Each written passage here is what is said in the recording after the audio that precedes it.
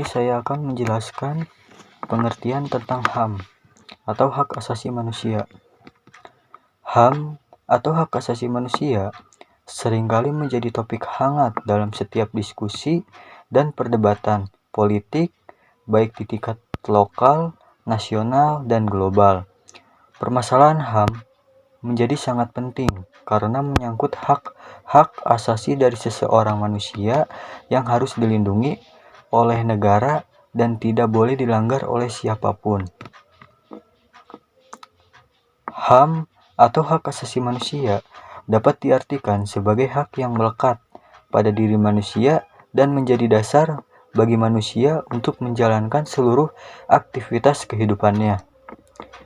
Sedangkan Kunchoro Purbaranoto tahun 1976 mendefinisikan hak asasi sebagai hak yang bersifat asasi.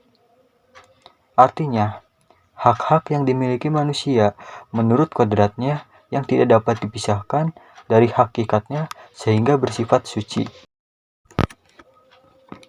HAM dalam percaturan dunia.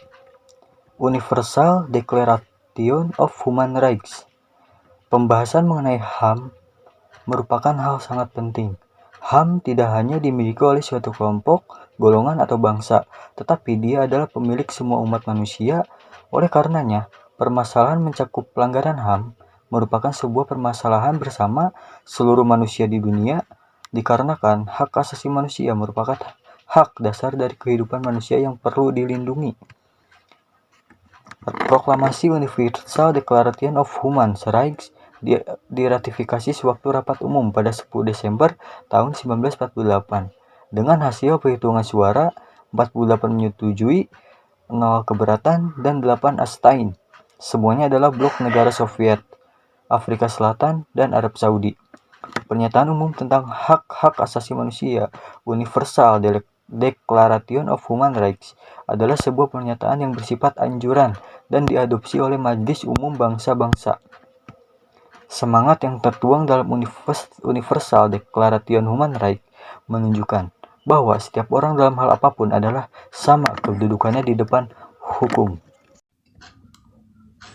Hak asasi manusia di Indonesia. Indonesia, seperti negara-negara lain di dunia, mengalami pasang surut dalam perkembangan dan proses penegakan hak asasi manusia yang disingkat dengan HAM. Proses penegakan HAM manusia di Indonesia sejak merdeka hingga dewasa ini mengalami perubahan dan perkembangan yang lebih baik. Hal ini karena adanya kesadaran dari masyarakat Indonesia sendiri dan tekanan serta opini masyarakat internasional tentang pentingnya penegakan hak asasi manusia. Sejak merdeka, Indonesia sesungguhnya telah memberikan pengakuan dan perlindungan HAM bagi warga negaranya jauh sebelum PBB mencetuskan Universal Declaration of Human Rights, pernyataan sedunia hak-hak asasi manusia. Meskipun Indonesia sudah memiliki UUD 1945 yang mengakomodir terhadap penegakan HAM, namun Indonesia sudah memiliki UUD 19 yang mengakomodir terhadap penegakan HAM, namun proses penegakan HAM itu sendiri selalu mengalami proses penegakan HAM, selalu proses yang berliku-liku. Pada era Orde Baru, keadaan HAM di Indonesia jauh lebih buruk dibanding era Soekarno, dengan corak otoriter dan militeristik yang terkental demi mempertahankan kekuasaannya. Soekarno menerapkan 3 kebijakan sekaligus. Pertama, mengekang hak berserikat, berekspresi, dan berpendapat. Ketika Orde Baru, berbagai peristiwa kekerasan telah mengorbankan masyarakat Indonesia. Orde Baru dengan berbagai dalih tentang kesatuan, stabilitas, serta pembangunan bangsa melakukan kekerasan terhadap masyarakat sendiri dengan tujuan untuk mempertahankan kekuasaan. Pemerintahan yang berkuasa menggunakan kekuatan dari aparat negara, berbagai alat yang ampuh dalam melakukan penekanan terhadap masyarakat. Pergantian kekuasaan dari rezim otoriter lain ke rezim demokrasi pada tahun 1998 telah memberikan angin segar terhadap penegakan HAM di Indonesia.